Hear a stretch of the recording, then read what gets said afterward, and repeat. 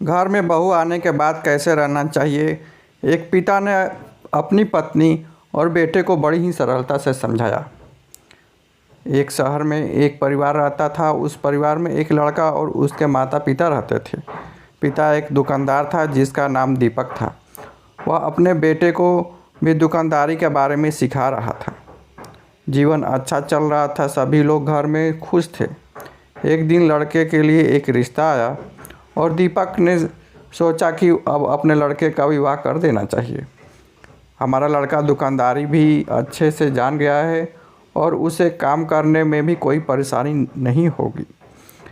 दीपक कुछ सरल स्वभाव का था और उसकी पत्नी थोड़े पुराने विचार की और चिड़चिड़े स्वभाव की थी।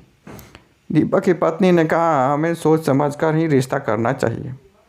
हमें पहले देख लेना चाहिए, तभी आगे बढ़ना चाहिए। दीपक ने अपनी पत्नी से कहा, अब तुम्हें अपने व्यवहार में बदलाव लाना होगा। अब लड़के का विवाह हो रहा है, इसलिए हमें भी उनके अनुसार ही रहना होगा। पत्नी ने कहा, मैं क्यों अपना व्यवहार बदलूं, मैं तो बिल्कुल सही हूँ। दीपक बहुत ही समझदार था। उसने अपनी पत्नी से कहा, मेरी बात ध्यान से सुनो। अब तक हमारा बेटा हमारी हर बात को मानता था, लेकिन जब उसकी शादी होगी कुछ बातों में बदलाव आएगा।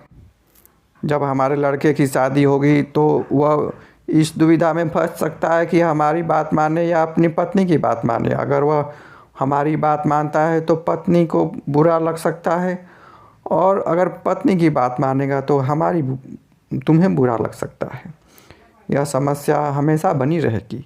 इसलिए मैं तुम्हें समझा रहा हूँ कि अब तुम्हें चिड़चिड़ा और जिद्दी स्वभाव छोड़ना होगा। अगर तुम अपने बेटे की खुशी चाहती हो तो बेटे की शादी के बाद अगर किसी कारणवश तुम्हारी कोई बात नहीं मानी जाए, तुम्हें गुस्सा नहीं होना चाहिए।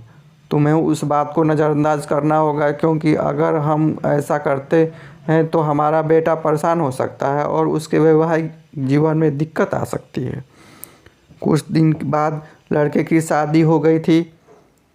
अगले सुबह जब बहू उठी तो दीपक ने बहू से कहा, अब ये घर तुम्हें ही चलाना होगा, सब कुछ तुम्हें ही करना होगा, यह जिम्मेदारी तुम्हारी है। यह कहकर दीपक और उसका बेटा दुकान की ओर चल दिए। दीपक की पत्नी कुछ नहीं बोली। उस दिन रात का खाना बहू ने बनाया और उस खाने में नमक अधिक पड़ गया था।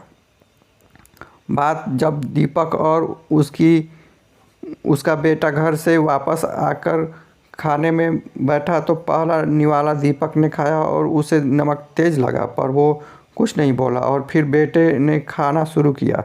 बेटे ने जब नमक अधिक देखा तो अपने पिताजी की ओर देखकर कहा, आप देख रहे हैं पिताजी कितना तेज़ नमक है। बेटा जैसे ही अपनी पत्नी से कुछ कहने को हुआ तो दीपक ने बेटे से चुप रहने को कहा और बोला कि कुछ भी कहने की ज़रूरत नहीं है, चुपचाप खा लो। बेटा को कुछ भी समझ में नहीं आ रहा था।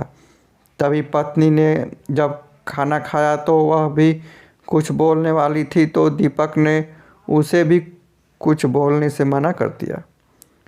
जब खाना समाप्त हो गया तो सभी लोग खड़े हो गए और दीपक बाहर टहलने लगा। पिताजी के पीछे लड़का भी चला गया और अपने पिताजी से इतना अधिक नमक का खाना क्यों खाया। पिताजी ने कहा, तुम्हें भी यह सोचना चाहिए कि अगर तुम सबके सामने अपनी पत्नी को बुलाकर उसके खाने में कमी निकालते हो तो कितना बुरा लगता है। हो सकता है कि जल्दीबाजी में ऐसा हो गया हो, और अगर तुम्हें कुछ कहना ही है तो उसे अकेले में समझाओ, इससे उसे बुरा भी नहीं लगेगा। और बोले, बेटा वो तुम्हारी पत्नी है, वो अपना घर छोड़कर तुम्हारे भरोसे ही इस घर में आई है। अगर तुम ही उसका साथ नहीं दोगे तो कौन देगा। तुम्हें अब अपनी गृहस्थी बड़े देख कर चलानी होगी। बेटे को पिता की बात समझ आ गई थी।